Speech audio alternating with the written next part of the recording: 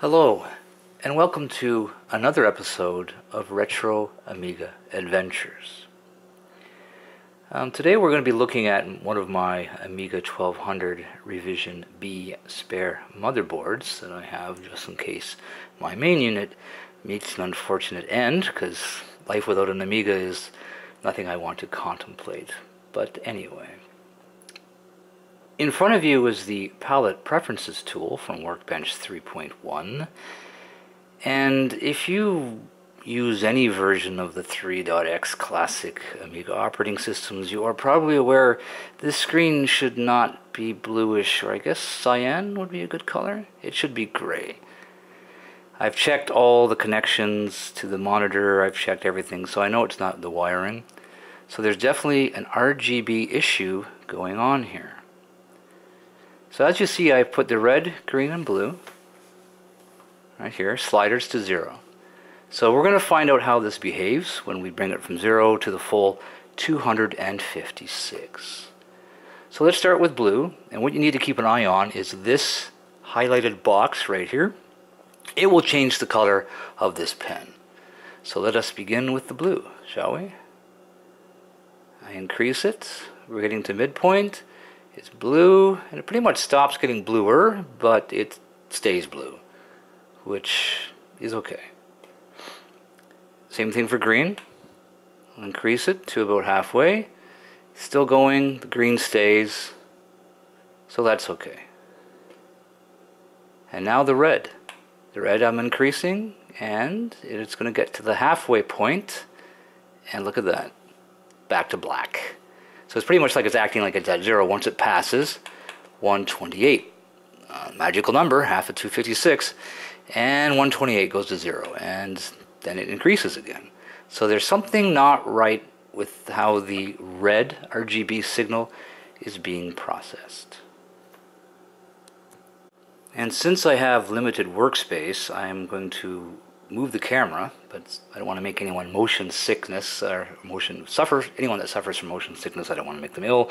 So I'm going to move the camera and I will be right back. Okay, we are back. And right now we're looking at the video DAC, which is responsible for taking the output from the Lisa chip, which is basically your display chip, and handling all the RGB output on the port right here. So I've seen a similar issue watching one of Retro Game Mod's videos, and he ended up replacing this chip. So I was all gung-ho and said, oh, that's got to be it, and then I brought out my logic probe and decided maybe not. And then I used my multimeter and I found out something I've never seen before. It's not a fusible resistor, but the resistor that is going to one of the, let me see here, let me just get this in view here, zoom out, I said, eventually, there we go. This is a very big picture of the video DAC, which I have to get into focus, there we go. So I basically used my logic probe, and I got really good signals on all the reds on this side. So that's red 0 to 3, and 4, 5, and 6 were fine. But when I hit 7, I got nothing. There was no pulsing. There was nothing going on whatsoever. So what I did next was trace R7 once again to the Lisa chip, which, through the power of the internet, if I can find it, sorry about this slideshow quality of presentation you're getting, but oh well. If you look for R7, it is right, can I zoom in clearly? There we go. R7, which is red 7, is on pin 57 of the Alice chip. So the Lisa chip. Sorry about that. Lisa, not Alice. I get them mixed up.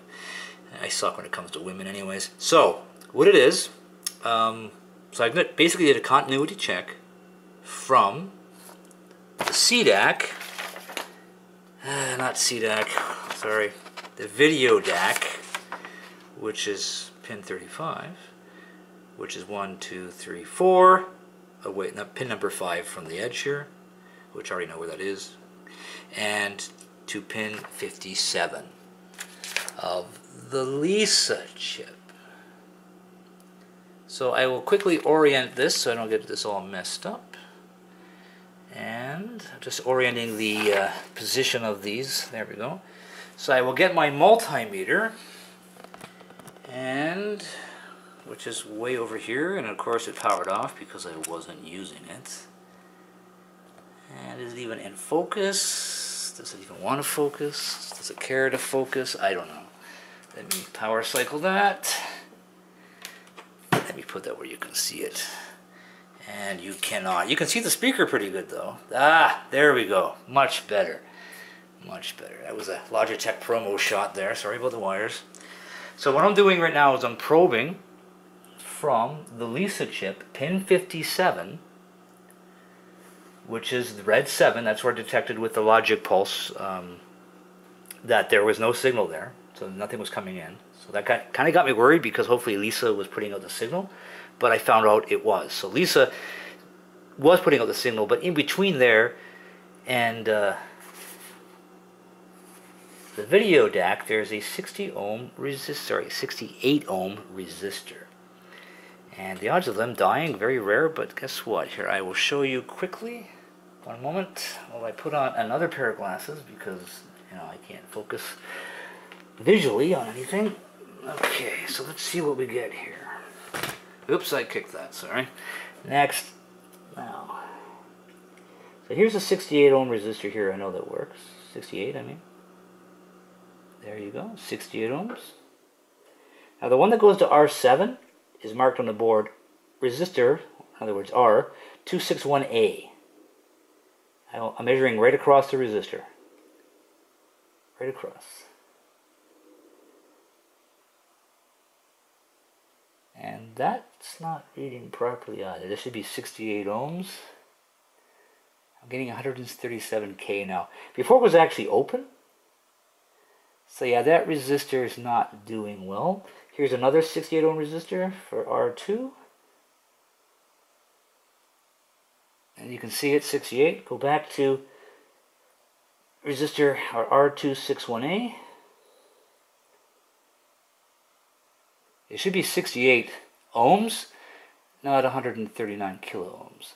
So this here is interfering with the signal to the CDAC. I keep saying CDAC. That's something we have in my line of work.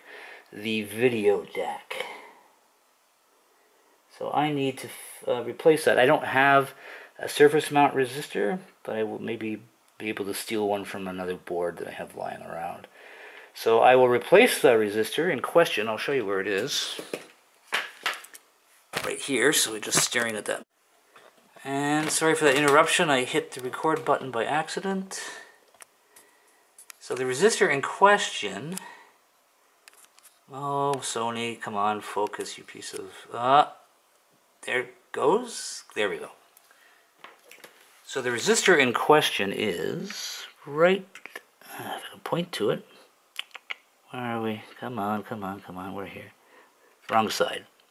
This one, right there. It should be 68 ohms. Yeah, like the last time when I measured it, it was open. There's infinity. There was like infinite resistance. And now I'm getting 160K. Let me try it again. I will measure it again. And just to make sure I'm not going to replace this in vain, I will measure it again. I'm measuring right across the resistor, nowhere else. See now? There. I'm shorting out the probes. Yep, it's fine. And on the resistor again, see, nothing. So it's intermittent, it's shot. So I'm going to replace that with another surface mount 68 ohm resistor, and hopefully I get some RGB back. So give me a few moments and I will be right back.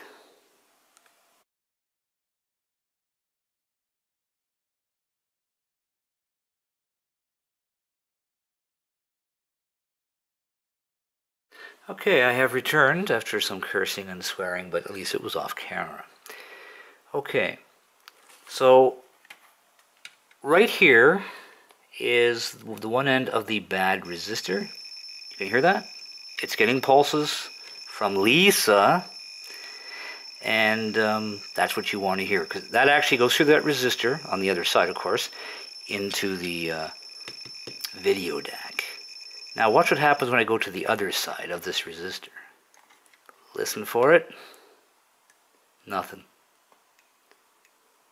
Oh, you get a tick. Yeah, so hardly anything is getting through. Now if I go to the one beside it, this is another red RGB register. Beautiful. That's what we should be hearing on that side. I'll go on the other side that connects directly to Lisa. Same thing. Signal there. Signal there. On register 7, which is the bad one for the red.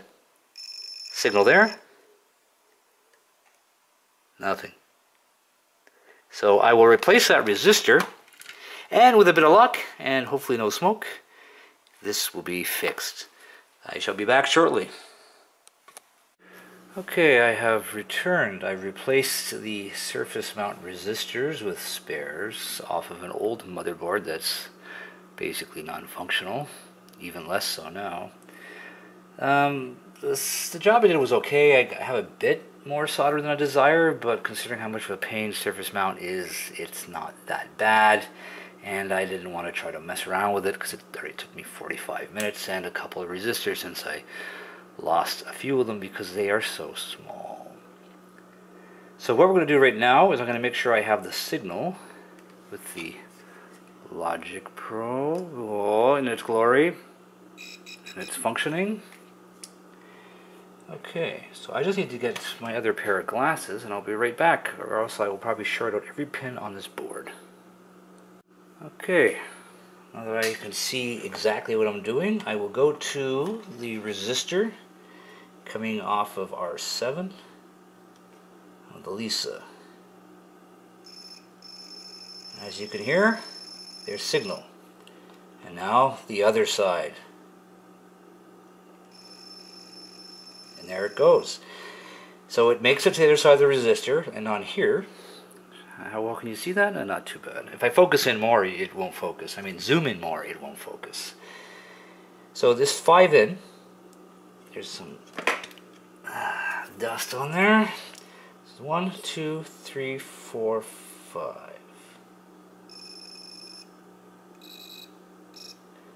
There's a red, red, red, and red. Beautiful. Just a note, when I unsoldered the, I used a hot air gun, so I know I did not use excessive force. When I unsoldered the bad resistor, it broke in half. It was in 2 pieces. Now I almost think this is a manufacturing defect because on the other board that I took it from, the same thing happened. No, the other resistors I used were fine, but that same resistor on the other board broke in half, and I noticed that other board had the same issue. So this is really weird. This is the Amiga technology boards, by the way, so perhaps they got a deal on those resistors, huh? Oh, anyway, whatever. So that is it. So let us see if it solved our problem. I shall hook everything up and I will be right back. So we have returned, and as you can see, it's not blue anymore, but it's awfully white or washed out. You can see some color here. This is unpleasant. But if we go into the palette tool, you will see, any second now, that the red, which doesn't look red at all, oh, it's the color. I should turn these down, sorry. The red now acts like it's supposed to. I think I know what the problem is. It's not this computer. One thing I noticed about these Revision 2B motherboards, even when I was on the CRT, the 1084 or 1084S, very bright image. This is going through the open source scan converter, OSSC, and I think the signal is a bit too strong for it, so I don't think it likes it at all. But it looks like we have the red, green, and blue. It's just the signal is just too high. And I've checked all the resistors. They're correct that are going to the RGB output. So they're not wrong values. They're what they're supposed to be. I just don't know why these boards, like I said, even on the CRTs, put out a very bright signal. I do not know why. But just to prove that's what this is, I am going to remove this and put the CRT up here, the 1084S or the 1942, whatever's kicking around here, and see if we get a better picture. So give me one moment and we will see if any of this is worth saving.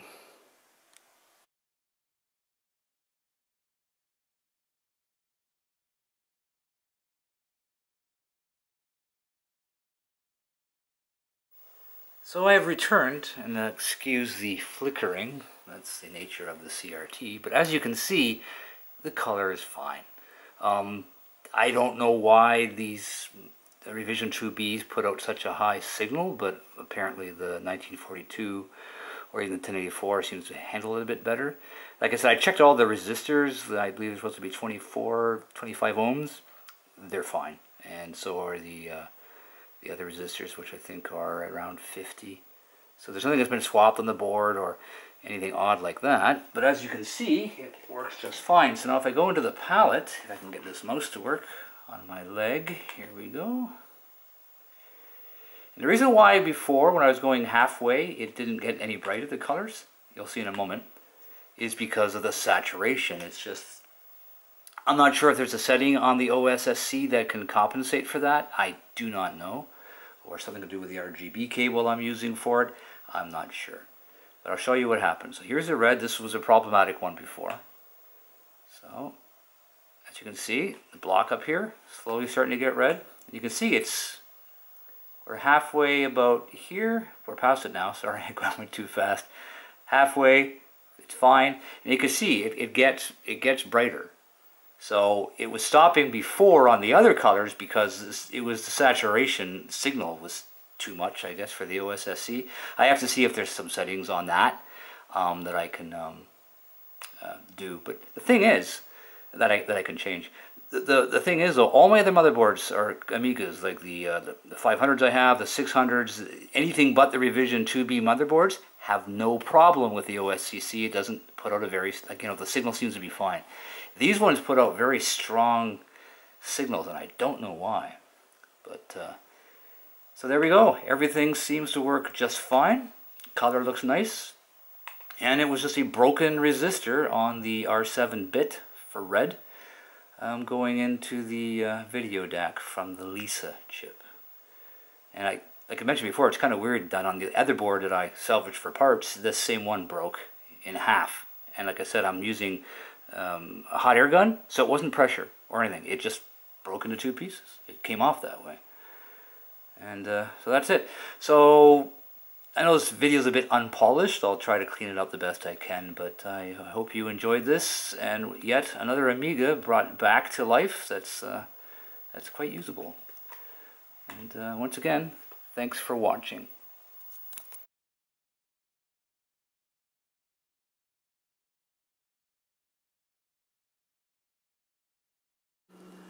Hello. I thought I would add this segment to the video to go over in more detail the troubleshooting that I did to fix this issue with the red part of the RGB signal on the Amiga 1200 Revision 2B motherboard that I had, or still have actually. So basically what I did is retro game mods.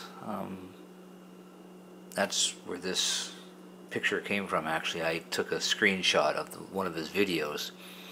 Troubleshot the same issue. I think it was a different color, but the same result. That one of these was not producing pulses or getting data on one of the pins. Now, I was kind of worried that I'd have to replace the video DAC, which I'm not very good at that kind of stuff. As you see before, it took me a while just to do a couple of small surface mount resistors. I wouldn't want to tackle an entire chip, but luckily that didn't have to come to that. But anyway, so what I did is, now he used an oscilloscope, but I recently purchased this logic probe, and it can pretty much give me similar information. So basically the logic probe, as you found, will beep, when it's receiving data, so pulses. And I was getting pulses on all of these except for R7. And if you remember, we were using the palette tool, that it would kind of go halfway to 128 and then it would go dark again and then back up again. And this bit here wasn't getting any pulses, and if it did, it was like 1 per second, and half the time, most of the time, there was nothing there. Everything else, like I said before, behaved properly. And that was on pin R7 is on pin 35. So when I probed this, no pulses. All the other ones, pulses. Everything was fine. So I knew the issue was here. Well, taking a look at this, which I grabbed off the internet. I will zoom in to get a bit clearer here. There we go.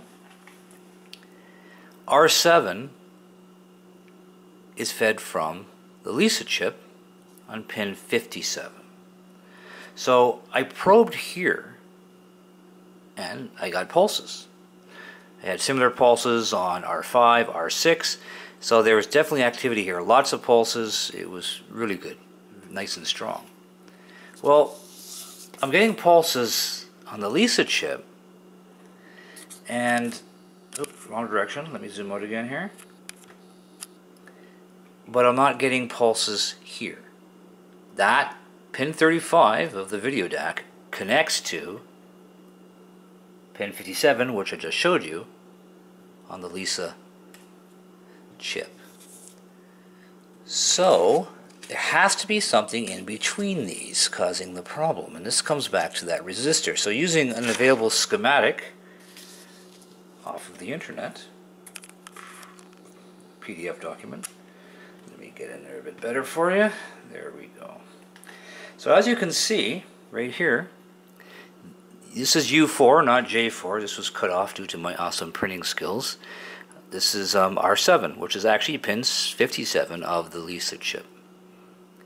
And here it connects to R7 again, same line, pin 35 of the video DAC. And right here is that resistor that it replaced. Resistor R261. They're actually all of these resistors are R261, but they have different letters at the end. 261A is the one that replaced. I imagine that's B, C, D, so on and so forth. So now I knew there was pulses here, and I found the resistor edge here. I have pulses here. When I went to the other side of the resistor, of course, no pulses whatsoever. So I knew that this was bad. And when I used my multimeter, it confirmed it. It was either open or very high resistance. And like you saw before, like 150, 160K or 1.5 megs, and it was all over the place. And like I said, when I removed this from the board using the hot air gun, it broke in half. It was in 2 pieces. So that's why it was intermittent, and that's why it was not working.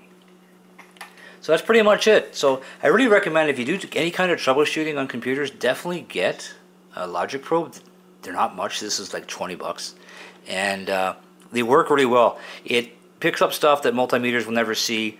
That's how I knew there was data here. No data there. So I knew that Lisa was okay. And I was getting, like I said, the signal here, but not on the other side of the resistor. So the resistor was bad. And then the multimeter confirmed it. So that's pretty much it. I hope that helped explain it in a bit more detail. And as always, thank you for watching. Hello again. This will be the last part of this video, I promise. I like to give credit where credit is due. This picture here of the video DAC I grabbed from a video by Retro Game Mods. Like I mentioned before, covering a similar issue, and it saved me a lot of a lot of work. He basically did it all for me. I knew where to check the signals. I didn't have to search for it on the internet or look out for pinouts or anything else like that. So I want to say a special thanks to him. Now he is an amazing guy because I'll give you the link to his YouTube channel. Now he hasn't produced anything recently, but he has a lot of good troubleshooting he's done there and very good repair tips. And he's amazing because, I mean, I had like issues with, you know, just some of these smaller components here, you know, a couple of resistors, no big deal, 2 of them, and it took me like a half an hour. He has literally removed entire chips. He has fixed traces that people have destroyed on the board and resurrected a lot of Amigas actually from the ashes that would otherwise have been junk. And like I said, his skill is unbelievable. He could pretty literally unsolder everything from this board and put it back on again, and it would probably look better than the original. So definitely, if you haven't seen his channel yet, definitely watch it. A lot of good repair tips. Pretty good guy. So that's it. Once again, I'll let you guys go, and thanks for watching.